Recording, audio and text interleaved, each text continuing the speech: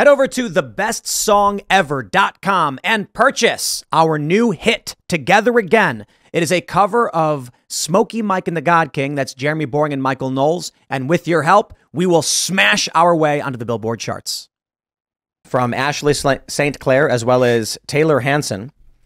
These depict, we have this from Ashley St Clair, migrants placed next to me on a premium cabin still has a bag from a processing center. A majority of this flight is migrants bust in from the processing center. Can Delta please let all of their customers know what medical screenings are being done for these migrants illegally crossing our border from all over the world and being flown on their flights?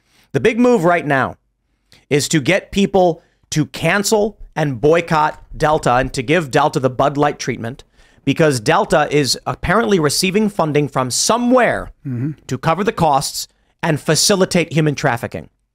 Delta Airlines appears to be, based on what we're seeing from Tayler Hansen and Ashley St Clair, Delta Airlines appears to be human trafficking. And now the question is, who's paying for it? Yeah. People. So yeah, we don't use Delta. I think we are the taxpayers. Perhaps the taxpayers. So I think the boycott's a great idea. I think it's fantastic. We've shown before that we can make this, we can actually get a reaction from these companies and corporations. So that's probably the right way to go. Tayler Hansen on Twitter says, on X, illegal migrants are littered throughout the Phoenix airport right now. They're receiving priority boarding and expedited security. Many have no idea where they're going. Locations include Charlotte, Philadelphia, New York City, and Texas. Multiple had to be escorted from the women's restroom by security. Take a look at this video. Oh. You got like 8 right in this area, yeah. Yeah, okay. Hola, ¿cómo están? ¿De dónde son ustedes? Venimos muy lejos. Como Guatemala, Venezuela. Ah, son mexicanos. Ah, ok. Yo soy de Nuevo Laredo, entonces yo soy reportero de inmigración, así. Entonces he visto lo de la crisis. You guys speak Spanish? He's asking him where they're from, saying he's reporting on the issue. And obviously, I think he said Mexico. Yeah. My Spanish is very rudimentary. Yeah. But there's a really funny moment where someone from NBC said, when you're just trying to board a plane, but someone accused you of being a migrant because you don't look like them or something like this. Ashley St. Clair points out they're holding processing packets. But NBC, these people are evil. This is what they do. Yeah. Well, they want to scare everybody who's going to even ask the basic question of like, why are we letting these people into our country? They're going to throw out the, you're racist to get them. Okay, no, I'm sorry. I'm not racist. Like, please don't accuse me of being racist again. Like, but no, our country's being invaded. It's right up in your face. You're paying for it. Yes. People need to move past that.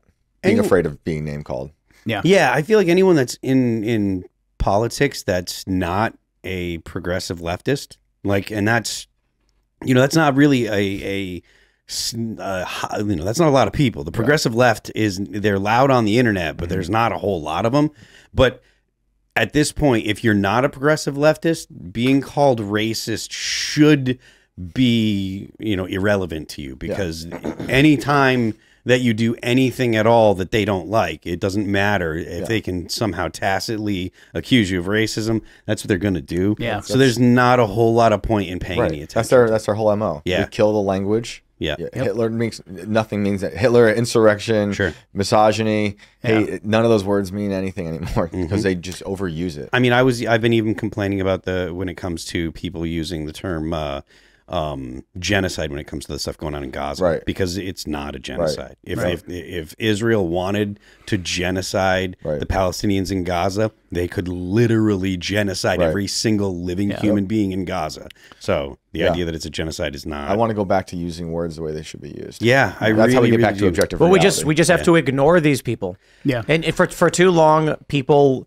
I talked about this last night at TPUSA. I said that for a while I believed that there was no good and evil. I believed that it was just different worldviews and that it was subjective and everyone was trying to do what they thought was right. And you get older and you start to learn, no, there's malicious evil. Their intention is harm, destruction, making your life worse, helping no one. That's evil. Your average nihilist doesn't actually, that really believes there is no point to life and stuff. There's no reason for them to do anything other than whatever impulse, catches their fancy. So, if you don't believe in, I'm of the opinion that if you don't believe in some form of higher power, you likely are going to just be a nihilist that thinks that there is no morality. There's no real right or wrong because everyone's going to die, and the heat death of the universe and all that. And if that's your outlook on life, there's not. I mean, what's the real reason? There's no reason to say that anything is better than anything else. So why not why not watch it all burn? Right. Nihilism increases like the short-term benefits. Like it'll make you like the most animalistic, violent, depraved, because they don't care about consequences. Right. And they have no moral center whatsoever. So you see all of this stuff in the cities where I remember when I lived in Brooklyn, we would see kids, there was a game they were playing where they were just pushing old people into buses. Right. Like they'd be waiting at the sidewalk and just be like, boom. It was just a game, Where? In the city. In Manhattan, there was like kids just pushing old people. It wasn't just old people. But you had that whole wave of the knockout game. Yeah. Just try and kill somebody. Yep. Full force, just attempted murder, and the city lets them get away with it. Yeah, there's no meaning. They have no meaning for life or care for it. It's truly sad. Yeah, if you erode all the morals of a society and then you take away the actual laws, I mean, that's exactly what happens. That's why you have to have some sort of a moral code with the people in the society, but then you also have to have laws to back those up. You take away that, you get anarchy. You get what we have right now. Yep. One of the reasons why I didn't want to live in New York anymore, I was on the other side of the Manhattan Bridge. I lived down Broadway, a straight shot. I was hanging out at a company party, leave at like 1 a.m. Hail a cab. I think they make you use the app because like they don't want Uber, so you'll use like an app to call a green taxi or something. And I tell the guy I just live straight down Broadway, and here's the number, and he's like, you got it. And I half sleep, and then all of a sudden I feel the car turning, and I'm like, hey, what are you doing? Because you cross Manhattan Bridge, you go straight down Broadway, and he's like, oh, I'm sorry, I'm going. He starts weaving, going left and right. He's trying to run up the meter, thinking I was drunk or not paying attention, but I don't drink. And so I said, stop the car, I'm getting out. He said, no. He was slowing down, pulling up to a light. The bill, so far was like, the meter was like $4.95. I said, stop the car, I'm getting out. What are you doing? He says, no. And then as I feel the car start to move, I pop the door and jump out, and he slams the brakes on, comes out screaming, demanding I pay him. I called the police immediately. And I'm like, I walk into a gas station. He comes out screaming, threatening me. I call the police. Says, hey, this cab driver was taking me for a ride. He's just screaming at me. By the time the cops show up, the meter's at $50, and the cops told me if I didn't pay him the $50, they'd arrest me. Yep. What ended up happening? The cops took my wallet, pulled all my cash out, handed it to the cab driver, and then told me to F off. They helped rob you. That's right. Yeah. I got robbed by the cops. Justice is not tipped. Two lady in cops. Our favor. Because the cabs are a part of the city's racket. Yeah. They pay the city. They don't care. So that guy was trying to rob me, and the cops showed up with guns and said, do it or else.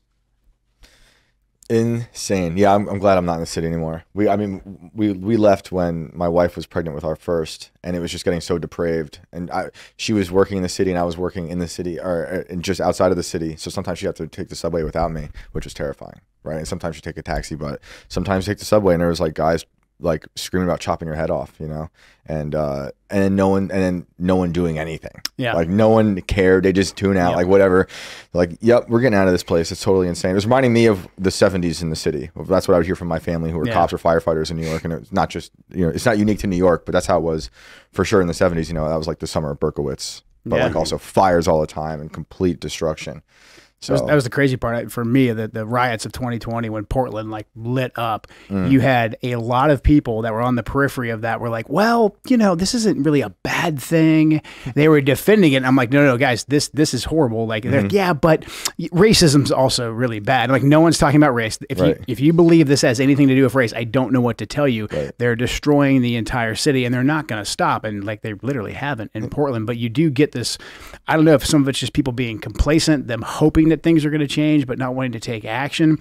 But you also do get this fear, I think, of a lot of people that they don't want to be called, like if you say that, hey, we're doing this for racial justice, if we're opening the borders for racial justice, like then all of a sudden, like if you push back on that, they're going to call you a racist. And that's really powerful, I think, for a lot of people. It makes a lot of people live in fear. I think all that CRT stuff is all like tendrils of Marxism, because they're doing Marxist stuff. It's power, power plays to take your power, but they're going to make you afraid of talking out against it. And you just gave me another PTSD flashback of lockdowns when I don't know how it was by you, but in New York, they just like let loose everyone in the prisons for lockdowns. They're just like, it was like Arkham, you know, and they was like, I just go home. And then crime went crazy. Yeah. You know, and there was obviously some recidivism, but I don't know how it was like. We're still having major issues in Washington State with them opening up the prisons. A.G. Ferguson, who's now running to be our next governor, unfortunately, he's had a program where he's letting violent sex offenders out and then putting them into communities, into privately contracted houses where these people are not guarded whatsoever. They're saying they're doing it to, you know, reduce the population in the prison, but they're not choosing nonviolent offenders. Most of the people they're releasing are violent sex offenders. The only reason some of it's gotten stopped is because individual citizens in small towns have said, hey, why is a private company buying up a 5-bedroom house, you know, in rural Thurston County in Washington State? But that's the Democrats. I say they're the party of open borders and open prisons. Yeah. To anarcho-tyranny. Yeah. And I agree in prison reform, but not like that. Right, exactly. Yeah, non-violent prisoners, sure, but you lock up the violent sex offenders. Yep. Common sense. Thanks for watching this clip from the Timcast IRL podcast. Hang out with us live Monday through Friday at 8 p.m. and become a member over at timcast.com for uncensored, members-only shows exclusive. Thanks for hanging out, and we'll see you all next time.